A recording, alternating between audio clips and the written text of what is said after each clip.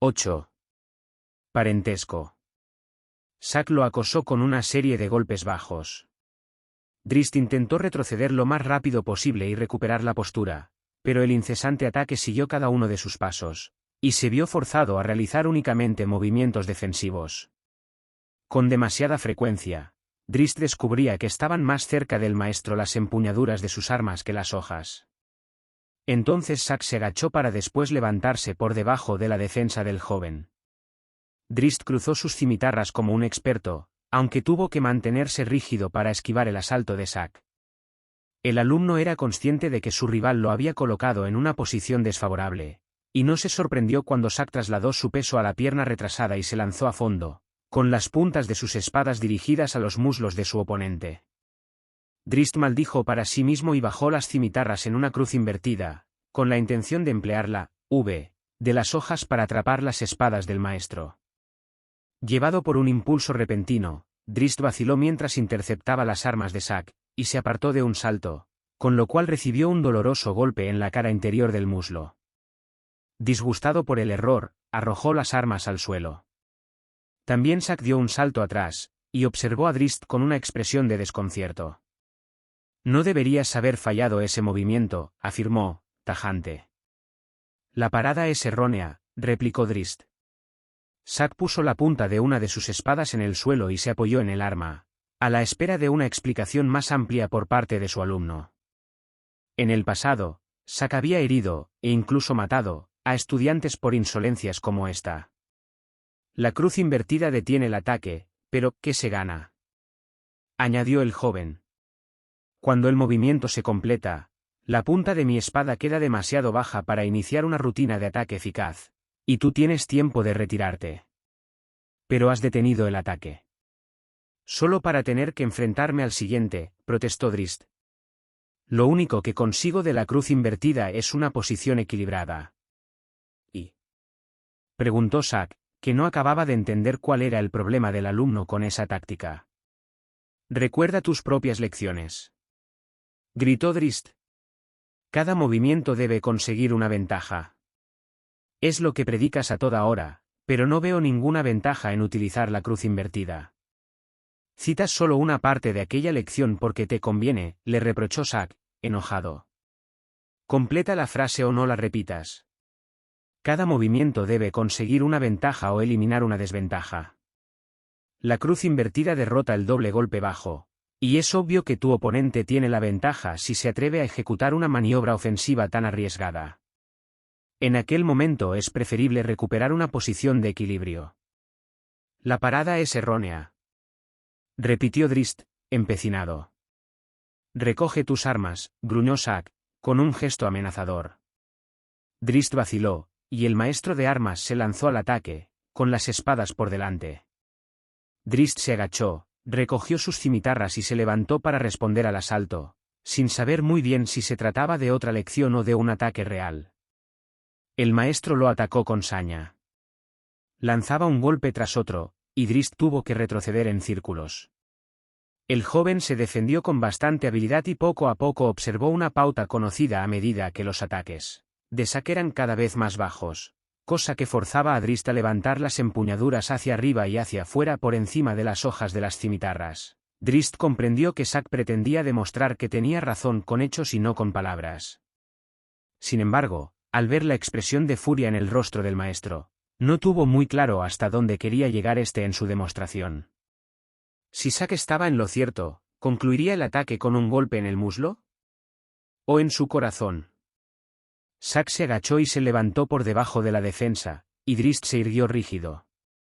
Doble golpe bajo, exclamó el maestro, y ejecutó la maniobra. Drizzt estaba preparado. Realizó la cruz invertida y sonrió satisfecho al escuchar el sonido metálico del choque de las espadas atacantes contra sus cimitarras. Entonces mantuvo ocupada una sola de sus armas, convencido de que sería suficiente para desviar las espadas de Zack. Ahora, con una hoja libre de la parada, Drizzt la hizo girar para lanzar su réplica. En cuanto el joven invirtió el movimiento, Zack descubrió el plan porque ya sospechaba cuál sería su trampa. El maestro bajó hasta el suelo la punta de una de sus espadas, la más cercana a la empuñadura de la cimitarra que Drist utilizaba en la parada, y el muchacho, en su intento de mantener un esfuerzo constante a todo lo largo de la cimitarra que paraba, perdió el equilibrio. Aún así, tuvo los reflejos suficientes para controlar el traspié, aunque rozó el suelo con los nudillos. Convencido todavía de que Zack había caído en la trampa, y de que podría acabar su brillante contraataque, dio un paso corto adelante para recuperar la postura.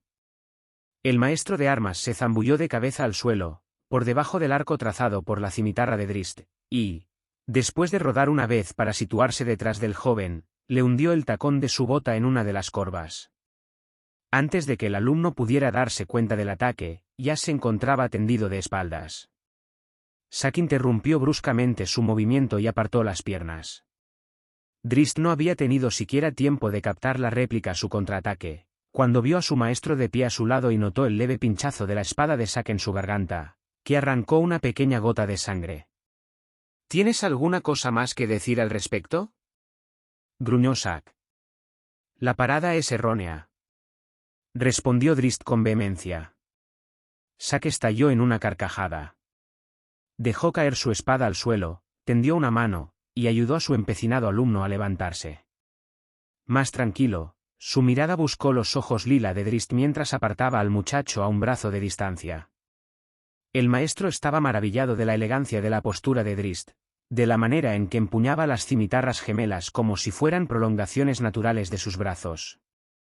Drist solo llevaba unos pocos meses de entrenamiento, pero casi dominaba el uso de las armas del amplio arsenal de la casa Dourden. Esas cimitarras. Las armas escogidas por Drist, con las hojas curvas que aumentaban la sorprendente fluidez del estilo del joven guerrero. Con ellas en sus manos, este joven Drow, un adolescente, podría derrotar a la mitad de los miembros de la academia. Un estremecimiento corrió por la espalda de Zack cuando pensó en la maestría de Drist cuando completara su preparación. Sin embargo, no eran solo las capacidades físicas y el potencial de Drist Dourden lo que hacían reflexionar a Zack Nafane. El maestro había llegado a la conclusión de que el temperamento del muchacho era muy diferente del de cualquier otro Drow. Drist poseía un espíritu inocente, libre de toda malicia, y Zack no podía evitar sentirse orgulloso cuando lo miraba. En todos los aspectos, el joven Drow obedecía a los mismos principios que Zack, pese a ser una moral desconocida en Menzoberranzan. También Drist había percibido la relación. Si bien no tenía idea de cuán excepcionales eran en el malvado mundo Drow esas percepciones que Zack y él compartían, había advertido que el tío Zack era distinto de cualquier otro de los elfos oscuros que conocía, aunque este número se reducía a los miembros de su familia y unas decenas de soldados. Desde luego, Zack era muy diferente de Briza, la hermana mayor de Drist, con su desesperada, casi ciega, ambición por destacar en el misterioso culto a Yod. Y por cierto que Zack era muy diferente de la matrona Malicia, la madre de Drist, que nunca le dirigía la palabra excepto para ordenarle alguna cosa. Zack era capaz de sonreír ante situaciones que no necesariamente significaban un sufrimiento para otras personas. Él era el primer Drow que, al parecer, estaba satisfecho con su posición en la vida, y el primero al que Drist había escuchado reír. Un buen intento, comentó el maestro de armas acerca de la maniobra de Drist. En un combate real, me habrían matado, contestó el joven. Desde luego, asintió Zack. Pero por eso nos entrenamos. Tu plan era excelente, el tiempo perfecto. Solo la situación estaba equivocada. De todos modos, insisto en que fue un buen intento. Te lo esperabas, dijo el alumno. Quizá, manifestó Zack, sonriente, pero porque había visto a otro alumno intentar la misma maniobra. ¿Contra ti?, exclamó Drist, que ya no se sintió tan orgulloso de sus supuestos descubrimientos en las tácticas de esgrima. Te equivocas, respondió Zack, con un guiño. Observé el fracaso de la maniobra desde el mismo ángulo que tú, y con el mismo resultado. Pensamos de la misma manera, comentó Drist, mucho más animado. Así es, afirmó Zack, aunque mis conocimientos están afianzados por 400 años de experiencias, mientras que tú ni siquiera has llegado a los 20. Confía en mí, muchacho impaciente. La cruz invertida es la parada correcta. Quizá, dijo Drist. Cuando encuentres una parada mejor, la probaremos, le aseguró Zack, ocultando una sonrisa. Pero hasta entonces confía en mi palabra. He entrenado a más soldados de los que recuerdo. A todo el ejército de la casa Dourden y a 10 veces aquel número cuando serví de maestro en Melee Magtere. Enseñé a Ricen, a todas tus hermanas, y a tus 2 hermanos. ¿Mis 2 hermanos? Zack hizo una pausa y dirigió una mirada de curiosidad a Drizzt. Ya veo, añadió. Nunca se preocuparon de decírtelo. Zack se preguntó si debía inmiscuirse y decirle la verdad a Drizzt. Sin duda, a la matrona Malicia le daría igual, probablemente no se lo había dicho a Drizzt porque no consideraba la muerte de Nalfein como algo digno de mencionar. Sí, 2, explicó Zack. Tenías 2 hermanos cuando tú naciste, Dinin, al que conoces, y otro mayor, Nalfein, un mago de gran poder. Nalfein resultó muerto en una batalla la misma noche de tu nacimiento. Contra los enanos o los malvados gnomos. Chilló Drizzt, con el entusiasmo de un niño ansioso por escuchar un cuento de miedo antes de dormirse. Defendía la ciudad contra los bárbaros conquistadores o contra monstruos infames. Zack pasó un momento difícil al descubrir la tergiversación en las inocentes creencias de Drizzt. Lo han envuelto en una red de mentiras, pensó, y después respondió en voz alta. No. ¿Entonces fue contra algún oponente aún más terrible? ¿Insistió el muchacho? ¿Los pérfidos elfos de la superficie? Murió a manos de otro drow. Exclamó Zack, frustrado. La afirmación del maestro borró el brillo de entusiasmo de los ojos de Drizzt. El joven se reclinó en su asiento y pensó en las palabras de Zack, mientras su maestro sufría al ver la expresión de desconcierto en el rostro de su pupilo. ¿Una guerra contra otra ciudad? Preguntó Drizzt, sombrío. No sabía qué. Zack no le prestó más atención. Dio media vuelta y se retiró en silencio a su habitación. Que Malicia o cualquiera de sus lacayos se ocupara de acabar con la inocencia del muchacho. A sus espaldas, Drizzt no hizo ningún comentario, consciente de que la conversación, y la clase, se habían acabado. Pero también consciente de que se había enterado de algo muy importante. El maestro de armas y Drizzt practicaban durante horas mientras los días se convertían en semanas, y las semanas en meses. El tiempo no tenía importancia, combatían hasta quedar agotados, y reanudaban las prácticas tan pronto como podían. Al tercer año, cuando cumplió los 19, Drizzt era capaz de enfrentarse durante horas contra el maestro de armas, e incluso tomaba la ofensiva en muchos de sus duelos. Zack disfrutaba al máximo. Por primera vez en muchos años, había encontrado a alguien con la capacidad para convertirse en su igual. El maestro no recordaba que la risa hubiese acompañado nunca el choque de las armas de adamantita en la sala de entrenamiento. Observó cómo Drizzt se transformaba en un mozo alto y atlético, atento, activo e inteligente. Los maestros de la academia tendrían que esforzarse mucho para conseguir un simple empate frente a Drizzt, incluso en su primer año. Este pensamiento emocionaba al maestro de armas, pero entonces recordaba los principios de la academia, los preceptos de la vida drow, y las consecuencias que tendrían en su maravilloso estudiante, arrebatarían para siempre la sonrisa de los ojos lila de Drizzt. Un recordatorio del mundo drow que existía al otro lado de la puerta de la sala de ejercicios los visitó un día en la persona de la matrona Malicia. Trátala con el debido respeto, le advirtió Zack a Drizzt cuando Maya anunció la llegada de la madre matrona. El maestro de armas se adelantó prudentemente para saludar en privado a la máxima autoridad de la casa Dourden. Mis respetos, matrona, dijo con una reverencia. ¿A qué debo el honor de vuestra presencia? La matrona se rió en sus narices, al descubrir su juego. Mi hijo y tú os pasáis la vida encerrados en esta sala, respondió Malicia. Quiero conocer los progresos del muchacho. Es un guerrero de primera, afirmó Zack. No tiene otra opción, murmuró Malicia. Dentro de un año ingresará en la academia. La academia jamás ha visto un espadachín como él, gruñó Zack, molesto por el tono de duda empleado por Malicia. La matrona se apartó del maestro de armas y caminó hasta donde estaba Drizzt. No dudo de tus progresos con la espada, le comentó a su hijo, aunque acompañó sus palabras con una mirada de astucia a Zack. Lo llevas en la sangre.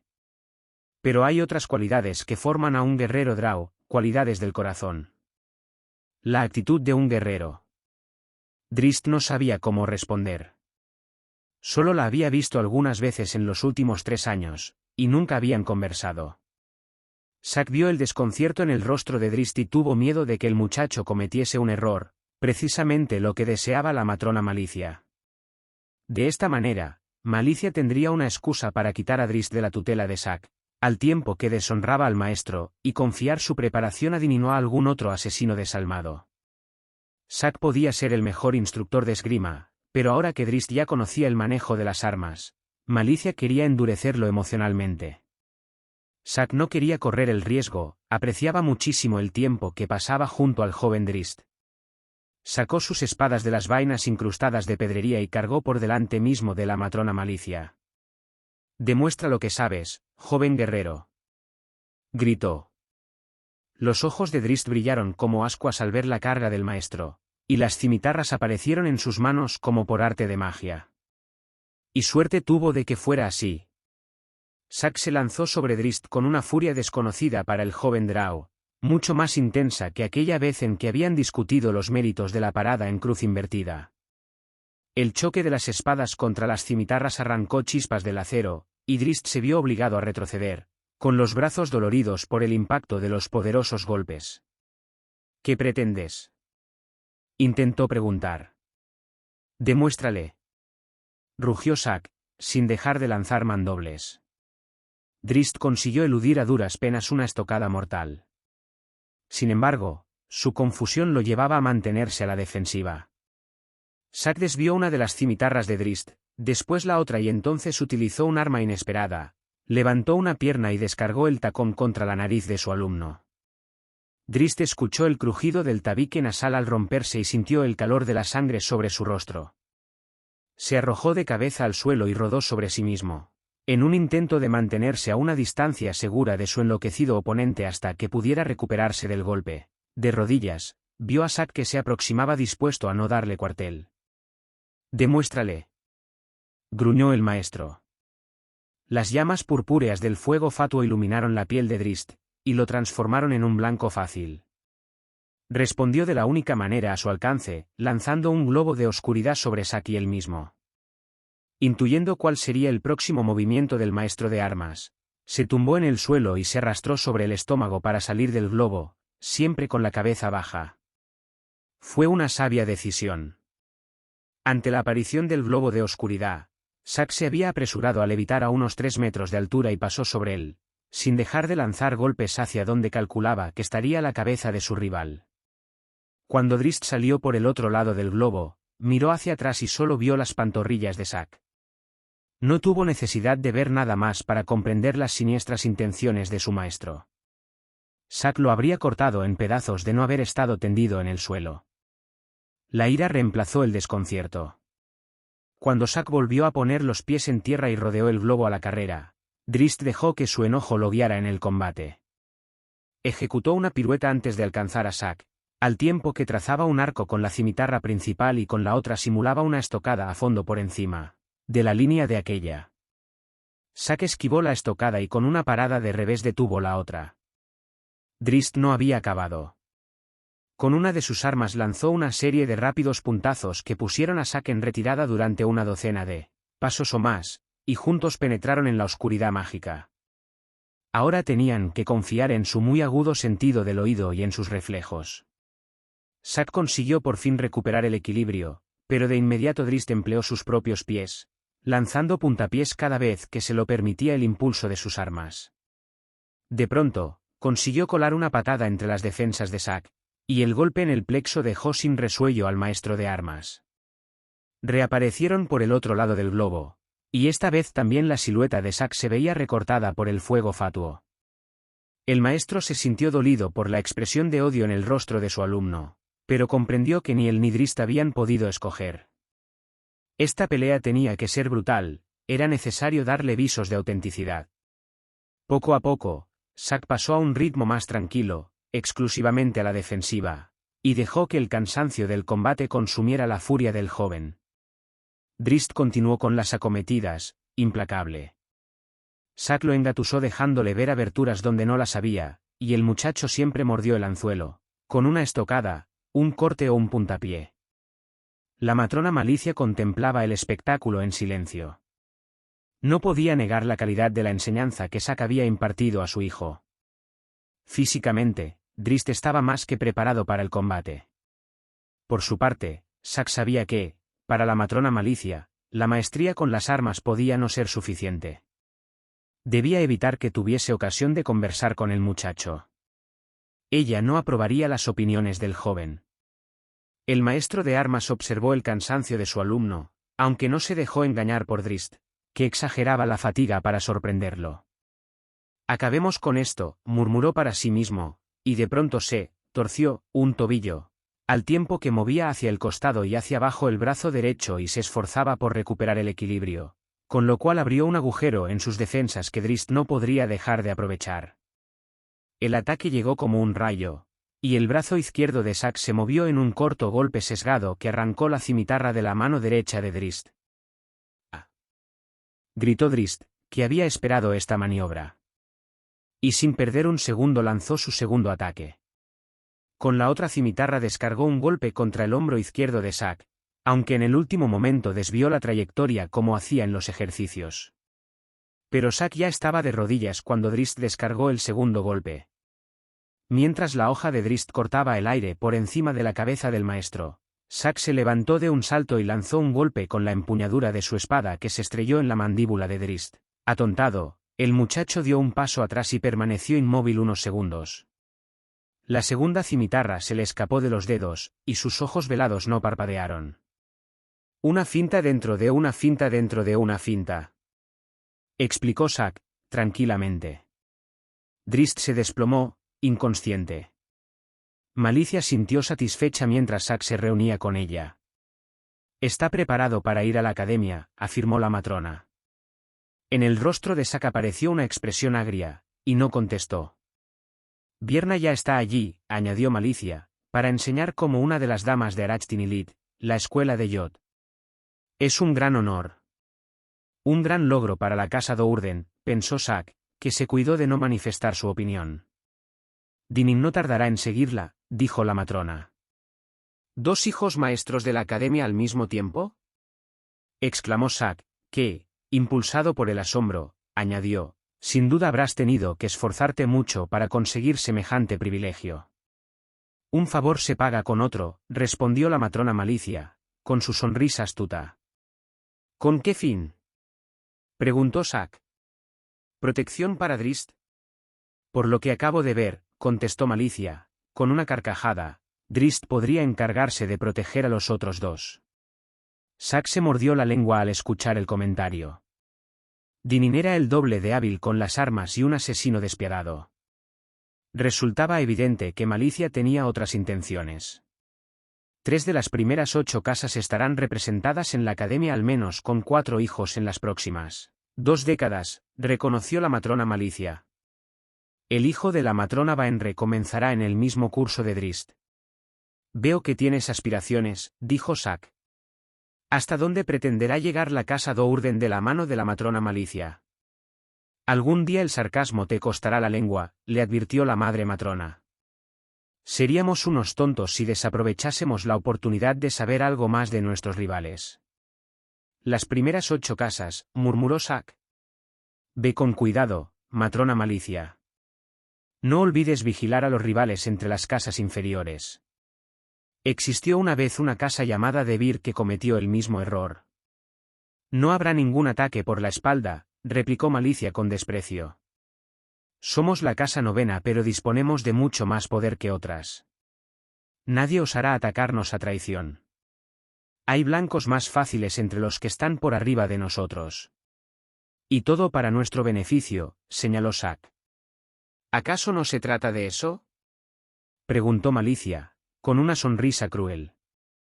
Zack no tuvo necesidad de responder, pues la matrona conocía sus verdaderos sentimientos. Precisamente no era eso lo importante.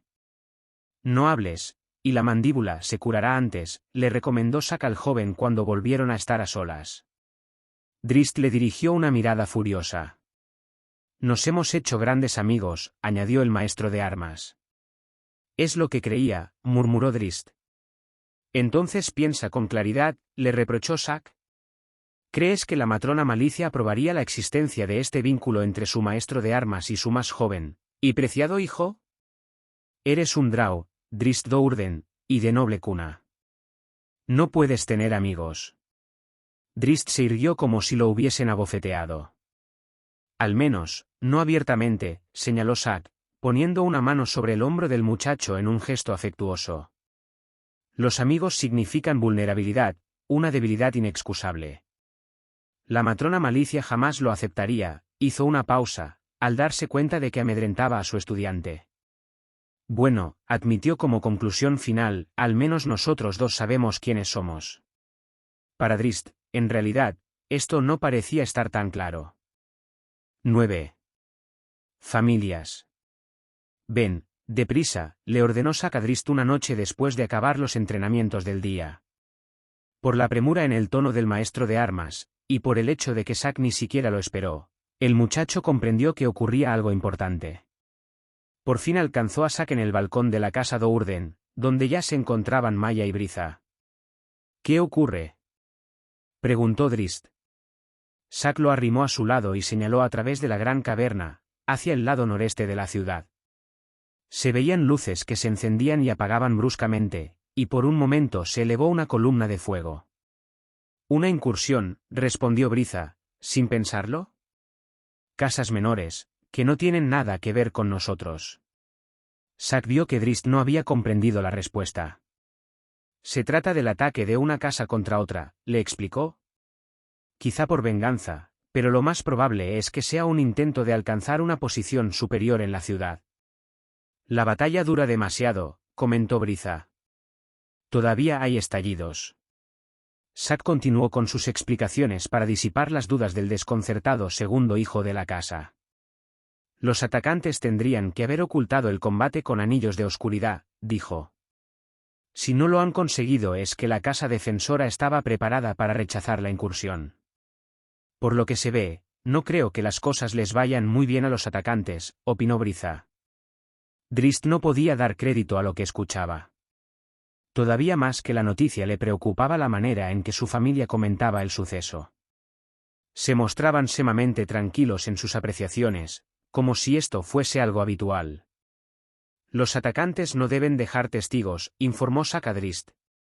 Si no es así, tendrán que enfrentarse con la condena del Consejo Regente. Pero nosotros somos testigos, objetó Drizzt. No, dijo Zack. Somos observadores. La batalla no es cosa nuestra. Únicamente los nobles de la casa defensora tienen derecho a presentar acusaciones contra sus atacantes. Si es que los nobles salvan la vida, apuntó Briza, que disfrutaba con el drama. En aquel momento, Drizzt no estuvo muy seguro de si le agradaba esta nueva revelación. En cualquier caso, descubrió que no podía apartar la mirada del espectáculo de la batalla drow. Nadie dormía en la residencia Do'Urden. Los soldados y esclavos corrían de aquí para allá en busca de un buen lugar de observación, y gritaban comentarios sobre las alternativas de la acción y la posible identidad de los atacantes. Esta era la sociedad drow con todo su juego macabro, y, si bien en el fondo de su corazón el miembro más joven de la casa Do'Urden consideraba que estaba mal, no podía negar la excitación de la noche, como tampoco podía hacer caso omiso de las expresiones de placer en los rostros de las tres personas que compartían el balcón con él. Olten hizo un último recorrido por sus aposentos privados para asegurarse de que cualquier artefacto o libro que pudiese parecer sacrílego estuviera bien oculto. Esperaba la visita de una madre matrona, un hecho excepcional para un maestro de la academia sin relación con Arachthinilit, la escuela de Yod. Olten estaba bastante preocupado por los motivos que pudieran haber impulsado a su visitante, la matrona Sina Fai-Hun-Etete, cabeza de la quinta casa y madre de Masog, su compañero en la conspiración. Un golpe en la puerta de piedra de la habitación más baja de la torre avisó a Debir la llegada de su visitante. Se arregló la túnica y echó otra mirada a la habitación. La puerta se abrió antes de que Olten pudiese atender la llamada, y la matrona Sina Fai entró en el cuarto. Con toda facilidad se adaptó al cambio, Abandonar la oscuridad total del pasillo y entrar en la habitación iluminada por las velas, sin siquiera pestañear. Sina Fai era más pequeña de lo que había imaginado Olten, casi diminuta para lo que era la estatura habitual de los Draus. Apenas medía poco más de 1,20 m y pesaba, según estimó Olten, unos 25 kilos. De todos modos, era una madre matrona, y Olten no olvidó que ella podía matarlo con un hechizo. Olten desvió la mirada en un gesto de obediencia y trató de convencerse a sí mismo de que esta visita no tenía nada de extraño. Sin embargo, no las tuvo todas consigo cuando Masoj entró a la carrera y se colocó junto a su madre, con una sonrisa de satisfacción. «Saludos de la casa Junetete, Gelros», dijo la matrona Sina Fai. «Han pasado 25 años o más desde que hablamos por última vez». Gelros, repitió para sí Olten, y carraspeó para disimular su sorpresa. «Mis respetos, matrona Sina Fai», consiguió tartamudear. «¿En realidad ha pasado tanto tiempo?» «Tendrías que venir a la casa», añadió la matrona. «Tus habitaciones permanecen vacías». «¿Mis habitaciones?» Olten comenzó a sentirse mal. Sina Fai advirtió la desazón del hombre. Frunció el entrecejo y entornó los párpados en un gesto cruel. Olten sospechó que acababa de descubrir su secreto. Si el sin rostro había sido miembro de la familia Junetete, ¿cómo podía pretender engañar a la madre matrona de la casa? Con disimulo buscó una ruta de escape, o la manera de poder matar al traidor de Masoj antes de que Sina Fai acabase con él. Cuando volvió a mirar a la matrona Sina Fai, la mujer ya preparaba un hechizo. Cuando lo completó, abrió los ojos bruscamente, había confirmado sus sospechas. «¿Quién eres?», preguntó, con un tono que no era amenazador sino de curiosidad. No había manera de escapar, ni posibilidad de alcanzar a Masoj, situado prudentemente muy cerca de su poderosa madre. «¿Quién eres?», repitió Sina Fai, mientras cogía un instrumento de 3 cabezas sujeto a su cinturón. El temible látigo de cabezas de serpiente, que inyectaban el más doloroso y potente veneno conocido por los Draus. Olten tartamudeó, consciente de que no podía permanecer en silencio. Sabía que, habiendo sido descubierto, Sina Fai podía utilizar la magia para comprobar la veracidad de sus respuestas. «Soy Olten Debir». «¿Debir?». La respuesta de Olten pareció intrigar a Sina Fai. «¿De la casa Debir que desapareció algunos años atrás?». «Soy el único sobreviviente», afirmó Olten. «Y mataste a Gelros Junetete, para ocupar su lugar como maestro en Sorcere», razonó la matrona con un tono feroz, y Olten se vio a un paso de la muerte. Yo no podía saber su nombre, me habría matado», exclamó Olten, en su defensa. «Yo maté a Gelros», dijo una voz desde el otro extremo de la habitación. Sina Fai y Olten se volvieron hacia Masoj, que una vez más empuñaba su arma favorita, la pequeña ballesta. «Con esto», explicó el joven Junetete. «La noche en que desapareció la casa de Bir, encontré la excusa en la pelea que sostuvieron Gelros y este». Señaló a Olten. «Gelros era tu hermano», le recordó la matrona Sina Fai. «Maldita sea su alma», exclamó Masoj. «Durante 4 años miserables no hice otra cosa que ser su sirviente. Lo serví como si fuera una madre matrona. Me habría mantenido apartado de Sorcere, me habría forzado a entrar en Melee Magtere». La matrona miró a su hijo, después a Olten, y otra vez a su hijo. «En cambio, dejaste que éste viviera», comentó Sina Fai con una sonrisa. «Mataste a tu enemigo y forjaste una alianza con un nuevo maestro en una sola jugada.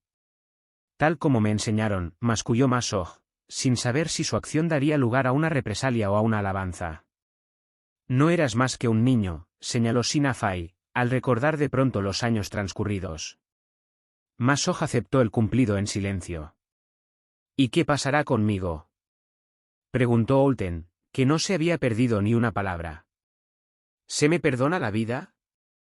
«Tu vida como Olten Debir acabó, por lo que se ve, la noche de la caída de la casa de Bir», le respondió Sina Fai, con una mirada furiosa. «Por lo tanto, ahora eres el sin rostro, Gelros Junetete. Puedo utilizar tus ojos en la academia, para que vigiles a mi hijo y a mis enemigos. Olten apenas si se atrevía a respirar.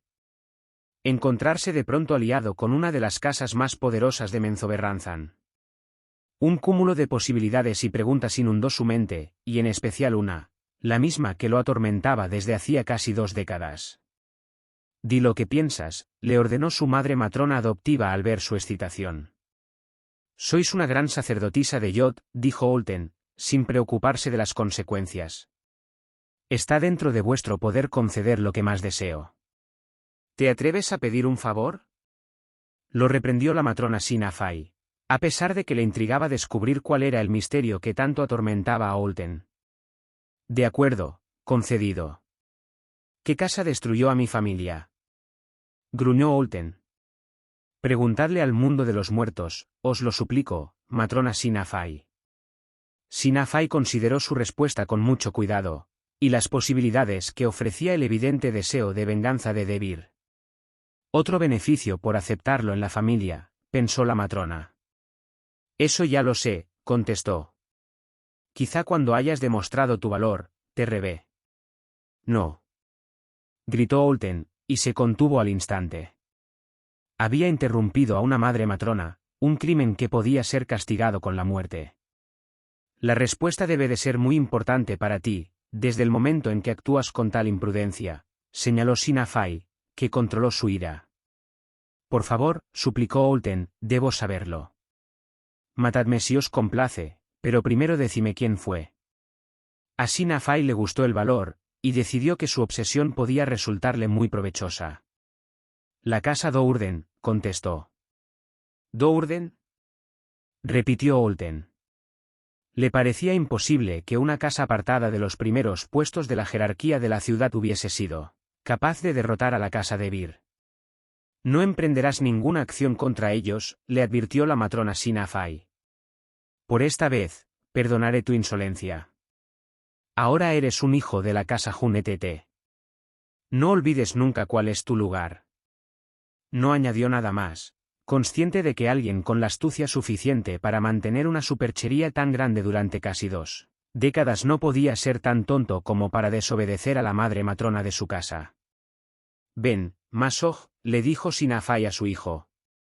«Salgamos de aquí para que pueda pensar en paz acerca de su nueva identidad». «Tienes que saberlo, matrona Sina Fai», osó decir Masoj mientras caminaba con su madre hacia la salida de Sorcere. «Olten Debir es un bufón. Es muy capaz de traer la desgracia a la casa Junetete». «Sobrevivió a la caída de su propia casa», contestó Sina Fai, «y ha conseguido hacerse pasar por el sin rostro durante 19 años. ¿Un bufón? Quizá, pero al menos un bufón con muchos recursos». En un gesto inconsciente, Masoj se frotó la parte de su ceja que no había vuelto a crecer después del episodio con la Yochlol. «He sufrido las payasadas de Olten Debir durante todos estos años», dijo Masoj. «Reconozco que tiene bastante suerte y que suele salir bien librado de los problemas, aunque por lo general es él mismo el que los provoca. No tengas miedo».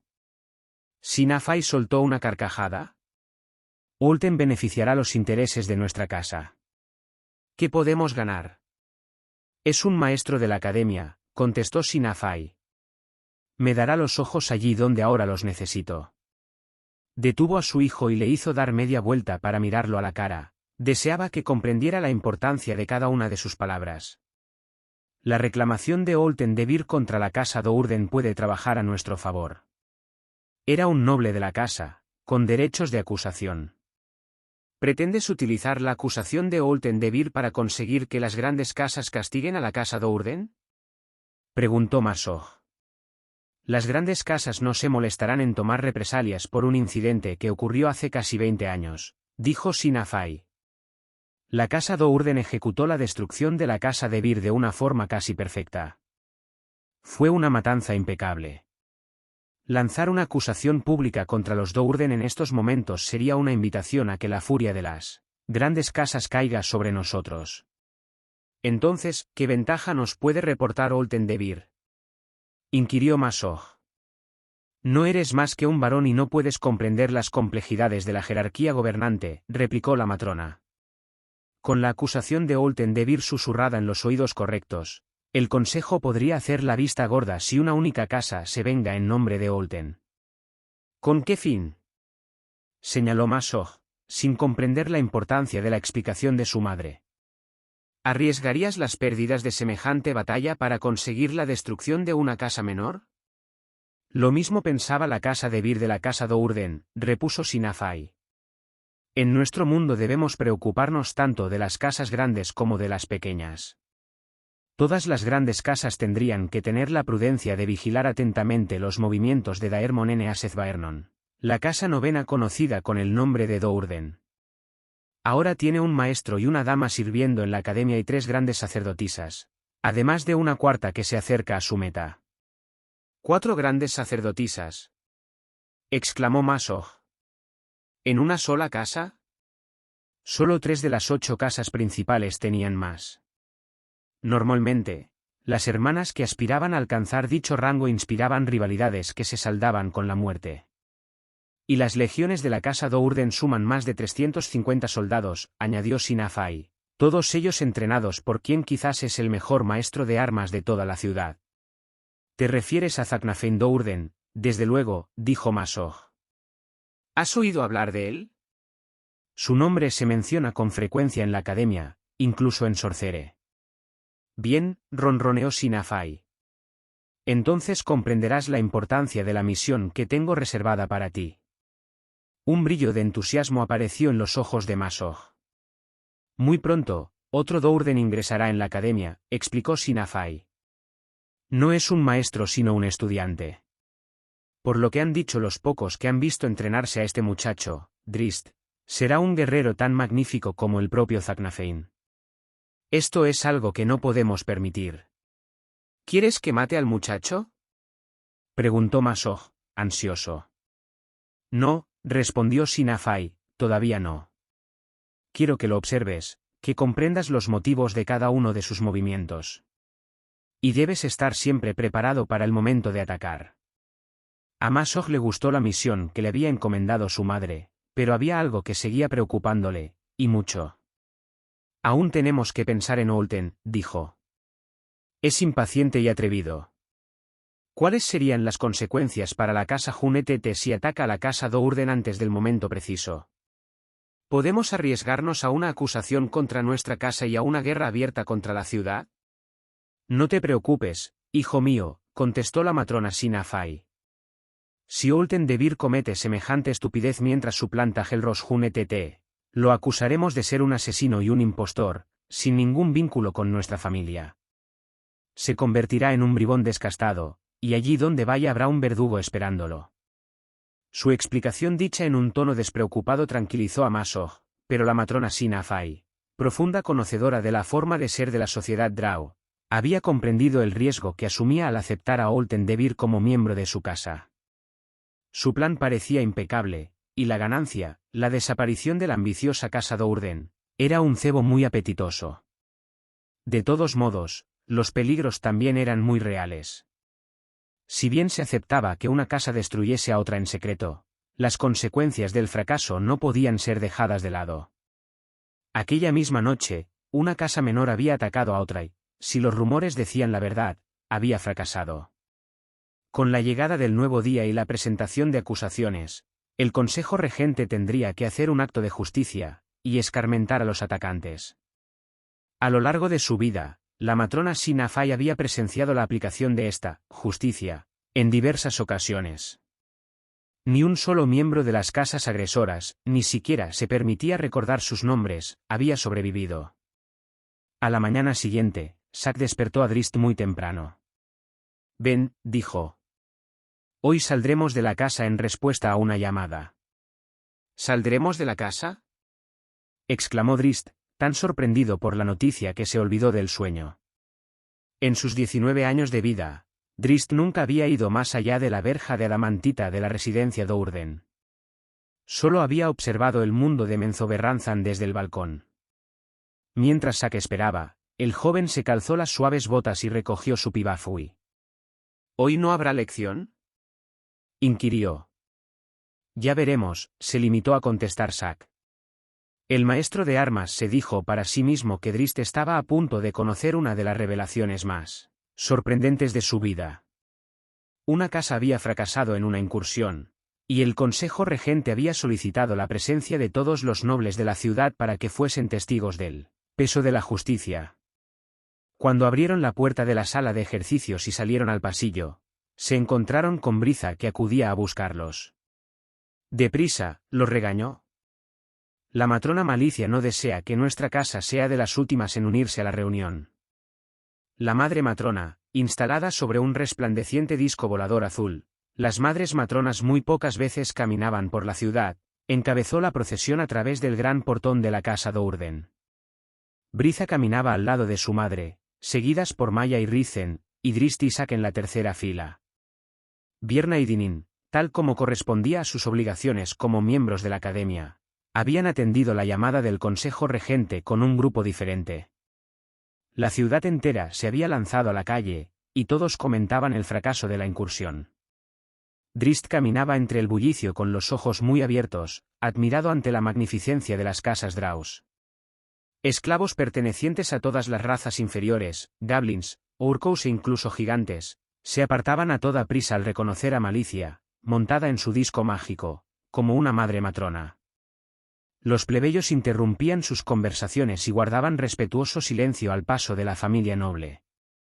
Mientras caminaban hacia la zona noreste, donde estaba la casa culpable, entraron en una calle obstruida por una caravana de duergars, enanos grises. Había una docena de carromatos volcados o con las varas enganchadas.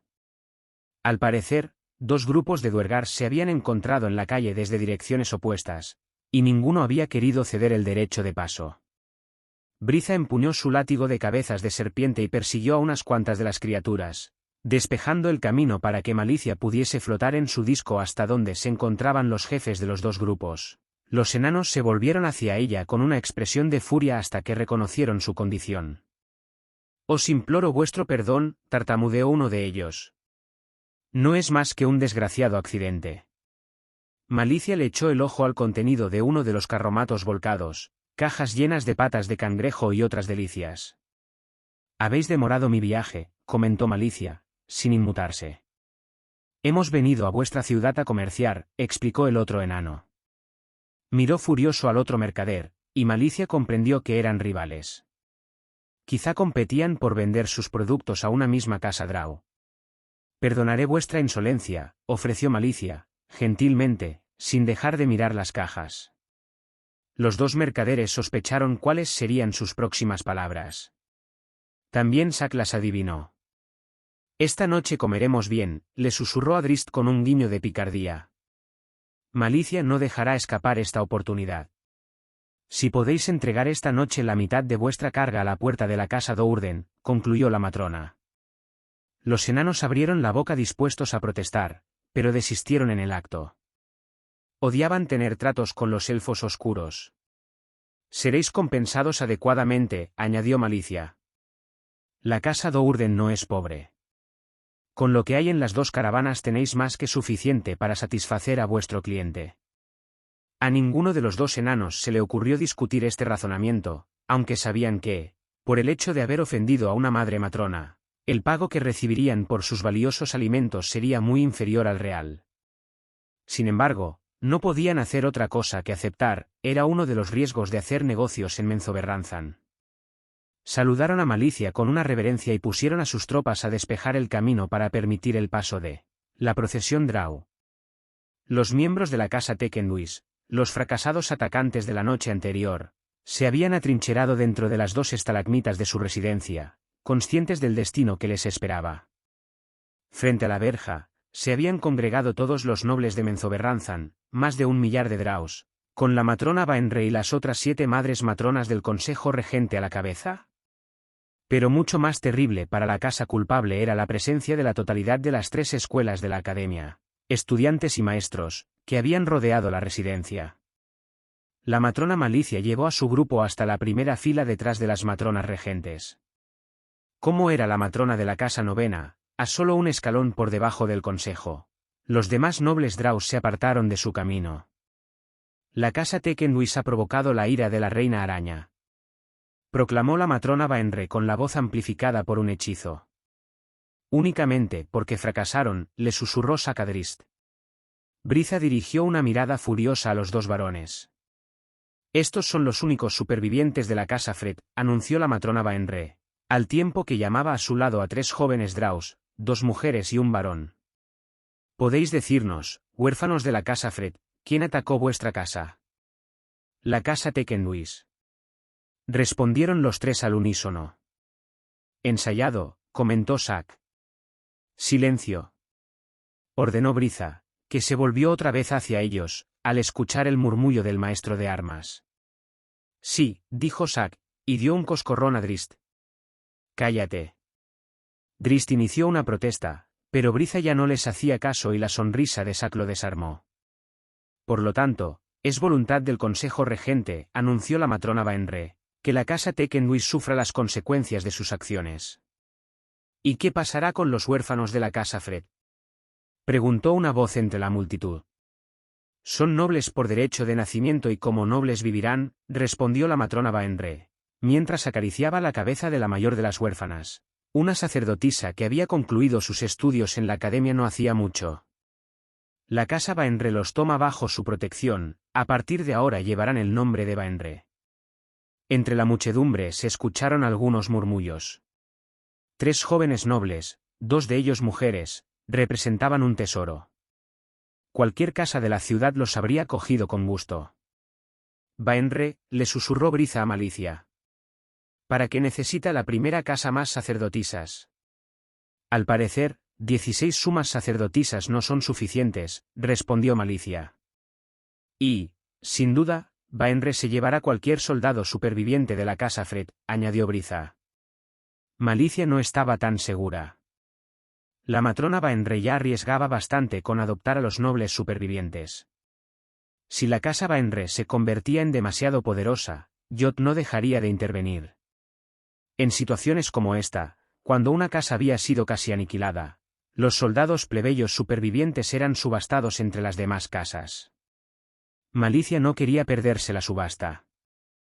Los soldados eran caros, pero en esta ocasión Malicia tenía mucho interés en aumentar su ejército, sobre todo si había entre la tropa algún mago.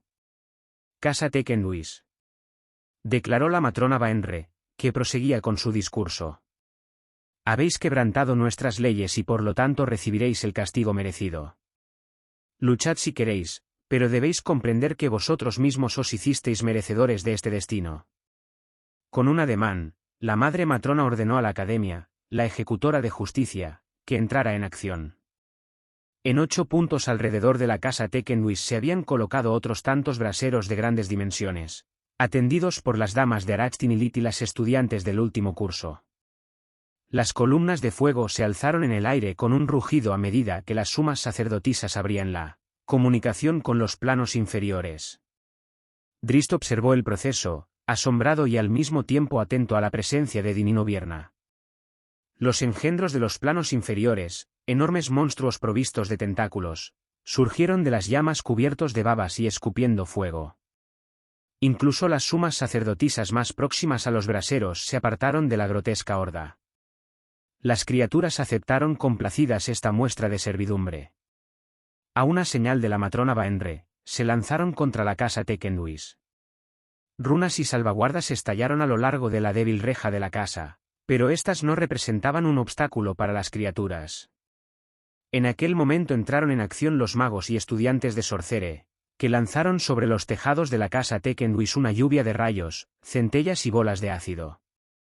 Los estudiantes y maestros de Melee Magtere, la escuela de guerreros, los siguieron con las descargas de ballestas, dirigiendo sus saetas a las ventanas para evitar que la familia condenada pudiese utilizarlas para la fuga.